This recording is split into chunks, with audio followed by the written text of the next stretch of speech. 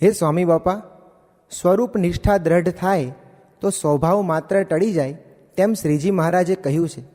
અમને આપના વિશે તથા મહારાજના વિશે દ્રઢ નિષ્ઠા છે, તોય અમારા સ્વભાવો યથાવત જ રહ્યા હોય તેવું કેમ અનુભવાય છે?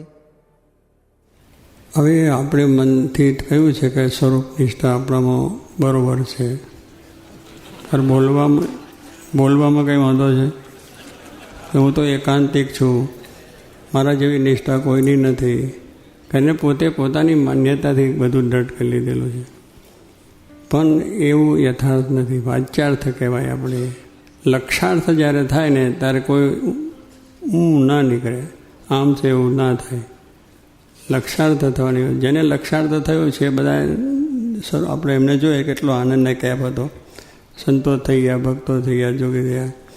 એટલે લક્ષાર્થ થાય નહીં ત્યાં સુધી આપણે કહેવાય કે અમે દોષો જીત્યા છે, સ્વભાવો જીત્યા છે, સ્વભાવો ખરી પડ્યા છે, અમને આવો તમારો યોગ થયો છે, સ્વરૂપ પણ સમજાયું છે, છતાં સ્વભાવ કેમ રહે છે?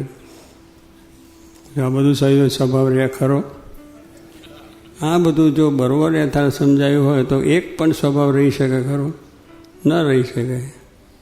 પણ હજુ આપણે બોલીએ છીએ પણ બરાબર આપણા જીવમાં હજુ એવું થયું નથી.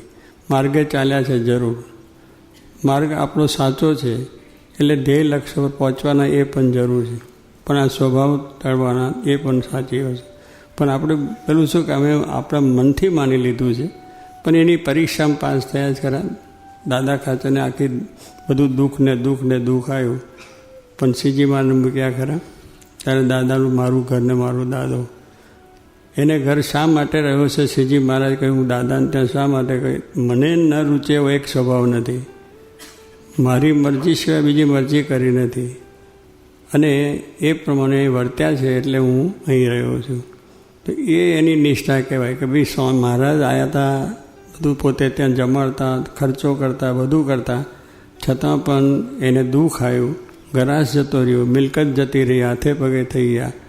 અને બીજાએ પછી મહારાજે પોતે કહ્યું કે મહારાજ લઈને તમને દુઃખ આવે છે, હા હું અહીં રહું છું એટલે દુઃખ હતો ને, ઊભા તમારો સમાજ કરે છે, રાજ કરે છે, બધા દુઃખ એમને હેરાન કરતા હતા, તો અમે જતા રહીએ, તમે સુખી થાઓ. ત્યારે શું કહ્યું મહારાજના? તમે છો એ જ સુખ છે, તમારું દર્શન થાય છે એ જ અમને સુખ છે, બાકી તમે જાઓ તો દુઃખના વાદળ અમારા ઉપર આવે. એટલે એમ ના કહ્યું કે મહારાજ જાઉં તારે બરોબર દુઃખ થાય. ત્યારે આ એની નિષ્ઠા, આ એની સમજણ કહેવાય કે ભાઈ ગમે એવું હોય તો પણ આપણે મહારાજને વિશેની કંઈ ને કંઈ એને લઈને કંઈ દુઃખ આવતું નથી. દુઃખ આપણા કર્મોને લઈને આવે છે, સ્વભાવને લઈને આવે છે, એ રીતે. એટલે સ્વભાવ ટળ્યા છે ત્યારે આ વસ્તુ દ્રઢ થાય તો સ્વભાવ રહે જ નહીં. સ્વભાવ જેવી વસ્તુ જ ના થાય તો પછી આનંદ રહી જાય. મૂકજો સ્વભાવ. ટાળવા આવ્યા છે, આ માર્ગ મૂકતો નહીં, એટલું જ કરો ને તોય તમારા ટળી જશે. પછી મૂકીને ચાલ્યા જાઓ પછી સ્વભાવ કંઈ વધવાના ત્યાં કે ઓછા થવાના. આમાં પડ્યા છે ને તેમાં કંઈક દાડો ગહારો લાગે.